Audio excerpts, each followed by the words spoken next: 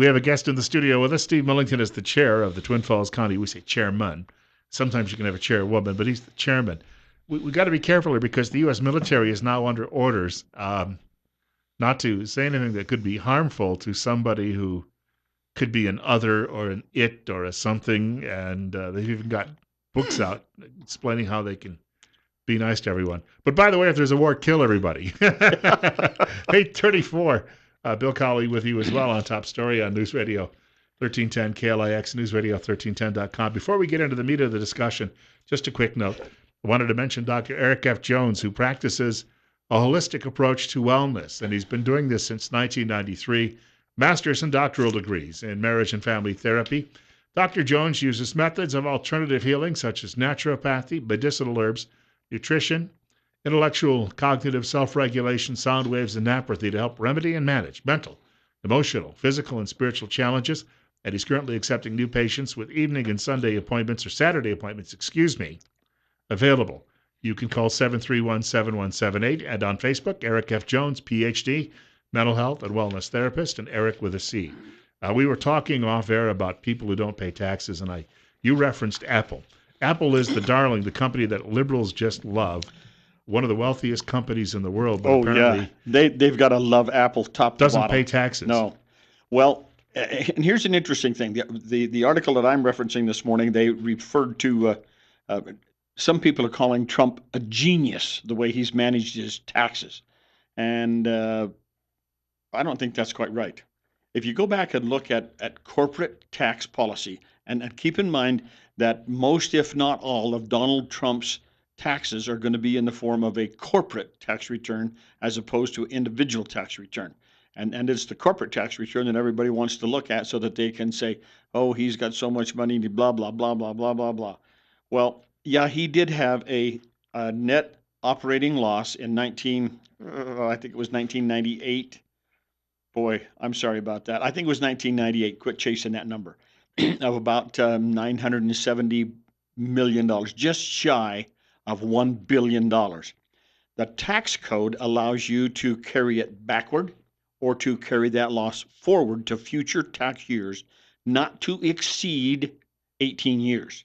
So he chose to take that loss and carry it forward. We don't know, though, how many years. The New York Times implies it could have been the entire 18 years. It could have been. Maybe been a couple. That's right. It may have been a very short time frame. And if it's come from the New York Times, the first thing we want to do is wrap the dead fish in it and throw it in the garbage. So there's some interesting things.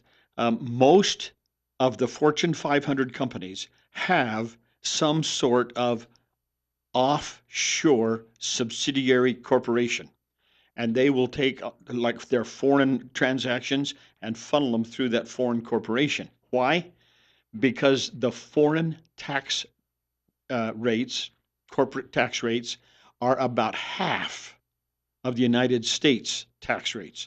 So if I make 100 and I pay the U.S. corporate tax, and it's about 35%, so I pay 35 in U.S. corporate taxes. That's the statutory rate. That's not the applied rate you can deduct and make.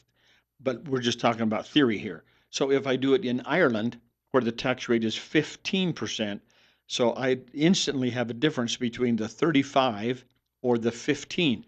That's a lot of extra money that you can leave in your Irish bank account for future use. Now let's go back to Apple for just a minute. At the present, at the latest filing of Apple's financial statements with the SEC, they show $215 billion. Now get your head around that for just a minute. $215 billion in offshore bank accounts. In offshore. Nike has over $10 billion in offshore. Goldman Sachs has $28 billion in offshore. Now, let's just kind of, the Idaho State General Operating Fund budget is about $3.5 billion. Apple, in their offshore accounts, could fund the state of Idaho for almost 60 years. Right. Okay, and even Nike with their 10.5 could fund the entire state of Idaho for 3 years. It's one of the anomalies and inconsistencies of tax, and everybody's right. The tax codes is tens of thousands of pages long. When I was practicing About as 75,000, I think now, right? when I was Maybe practicing 80. CPA, I used to buy a thing. That was before digital. Okay, this was back when we had paper. I had a 12-volume tax guide, and every week I got between 50 and 100 pages of changes or modifications or corrections to that tax code. And you would go to the various book and you'd take out the old pages and you'd put in the new ones. And what you would do is you would just review those new pages. Well, Trump doesn't have to be a genius. The people working for him are geniuses, and they're the ones who have figured out how to shuffle this around, and it's completely legal, and there's nothing wrong with it. And by the way, why doesn't somebody take a long, hard look at why the Clintons put all their money in a foundation rather than have the money come to them as individuals? No. Yeah, right. Let's take a look at that for a minute. We got more with Steve Millington coming up. We may actually answer Adrian's question in a few minutes too. We may get to that. About 20 minutes now from 9 o'clock. It's 43 on Top Story with Bill Colley as well.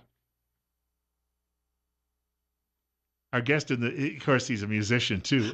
Steve Millington is joining us in the studio. He's the chairman of the Twin Falls County Republican Party. Coming up at 8:44. That's 43. We got a caller. We'll tell you what we'll do. We'll grab a call. Yep, let's take the caller. We should answer a question from earlier. Yep, let's take the call. Good caller, morning. You're on the air. Yep, let's take The media choir are always asking for Trump's income tax records. When they do this, Trump should take out and show his school and passport records and say in 8 years, why haven't you guys asked for Obama's school and passport records when he used another name? You know, that it's interesting that Bill Colley and I were talking. I don't know if you were on the air or whether we were just talking.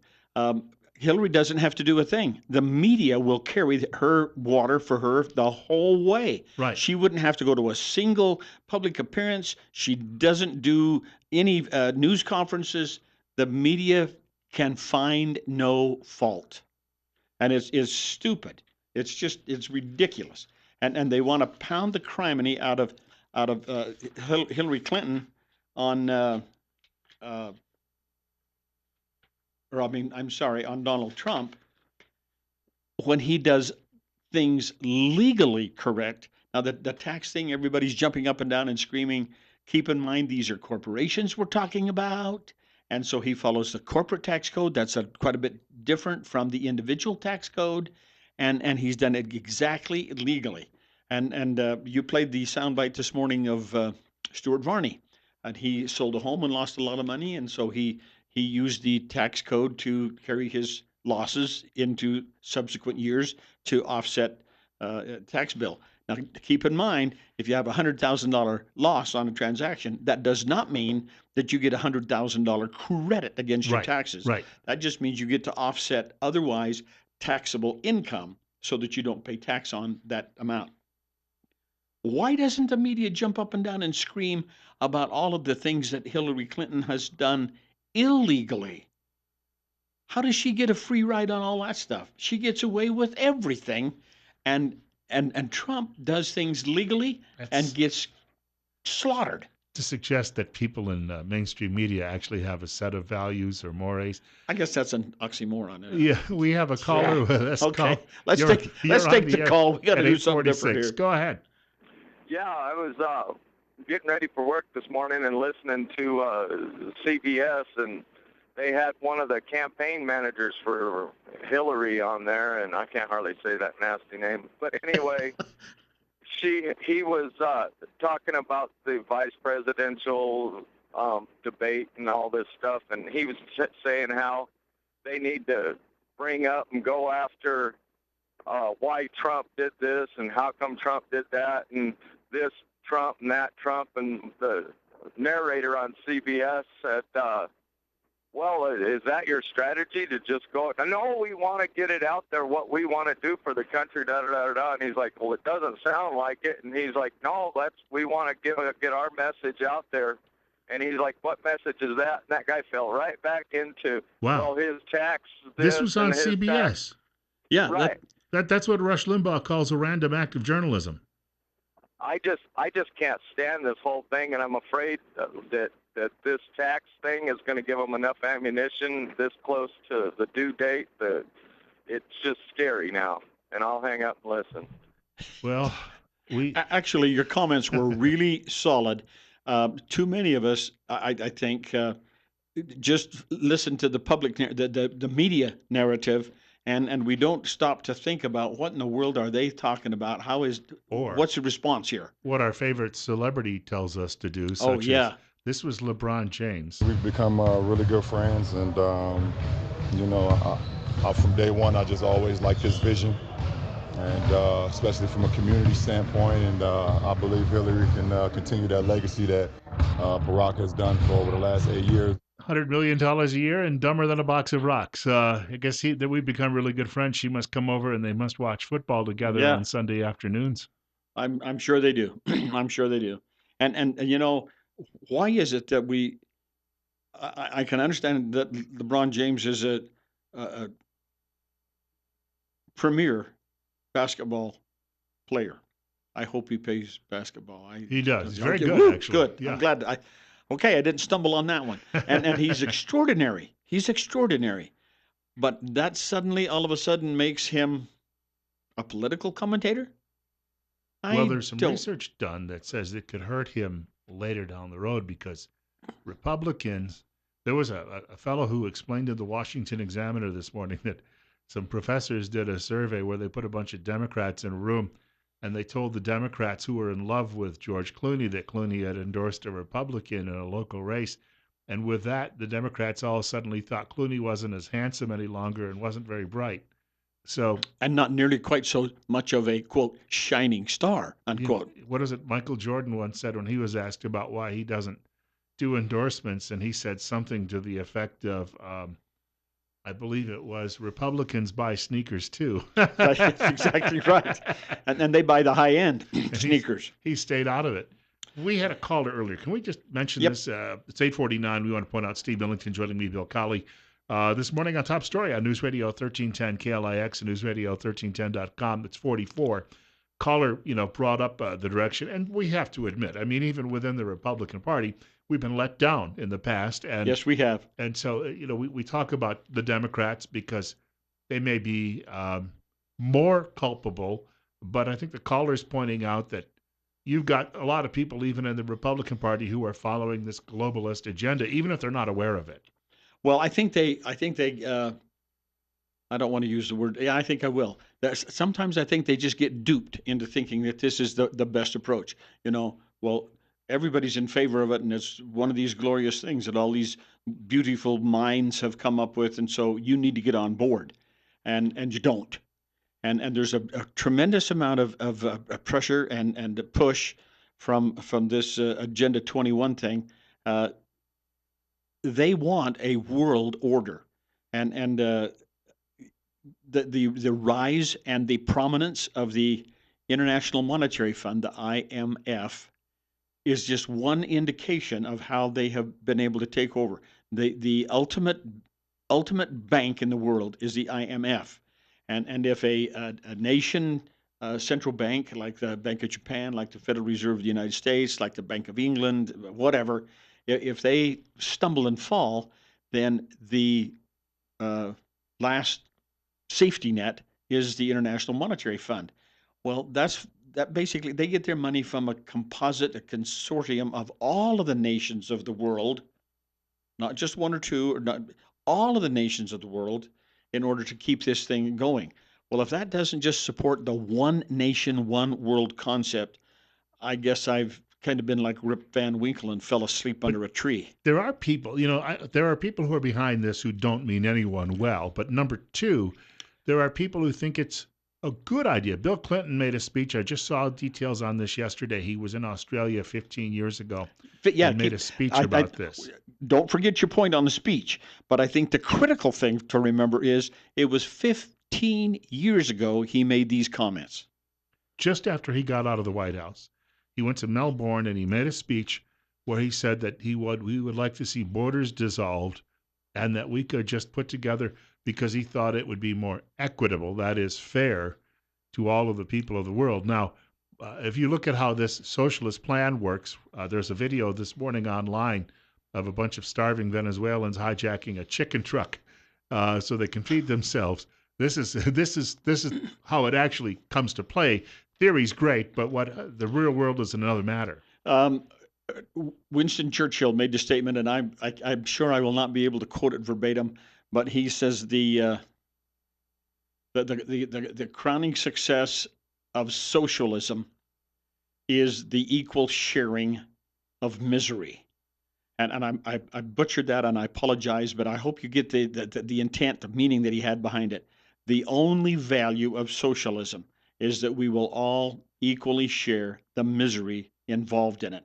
And Venezuela is the poster boy for that idea right now. And I sent you earlier a long piece this morning. Yeah, you did. Where I wanted you to see if you could comment on this. I'd read it yesterday, and while I was just puttering around the house. And you know, for our listeners out there, Bill and I get on the internet, and we start chatting back and forth about 5 o'clock each morning, well, on the mornings that I'm on the show, so that he can give me, and so he sends me a small library book to read this morning while I'm going through everything else.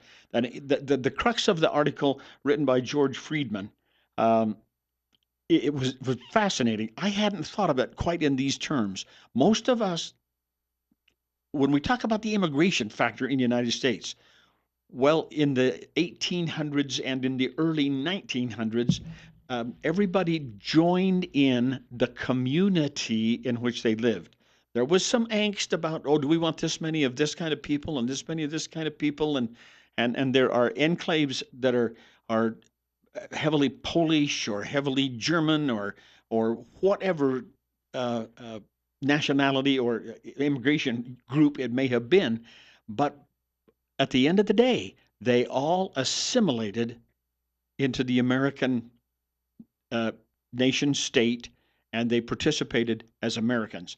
Now, they might have their small ethnic group here, but they were all still Americans. Well, something interesting happened in 2008, and we call it the Great Recession.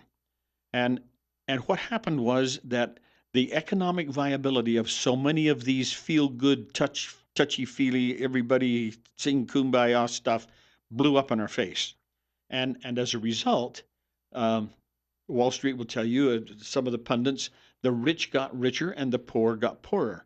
And let me, if I could just kind of paraphrase that, those of us who needed income to subsist in this country, food, clothes, housing, automobiles, those kinds of things, found it very difficult because our available resources, income, was static or shrunk.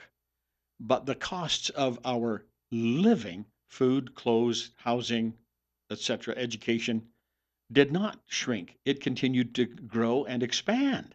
So our costs went up and our incomes went down or remained static. Bad idea. We want the incomes to go up as fast.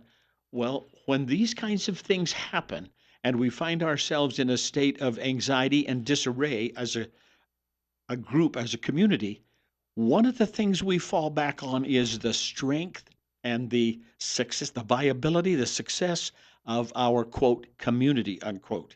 And on that may be a narrow definition. It may be broader. For example, a community could be considered to be Buell or Filer or Jerome. Or it could be expanded to be Magic Valley or state of Idaho. But we want to preserve our community because that's where we find our strength. That's where we cling to and grasp to, and we say, I am part of this unit. Well, the thing that's happened is that there are forces in play, and we could go back to this United Nations thing, if you will, and that might be a little overreach, but not necessarily so, that want to propagate the elitists at the expense of the poorer. And so we decide to ourselves, I can't handle all of this immigration stuff because they are not part of my community. and my community is my anchor, my safe harbor, my grouping, and they are destroying it. They are taking it away from me, and I have no community. And when we have no communities, we have no nation, no states or nations. And when we have no states or nations, we have one world government.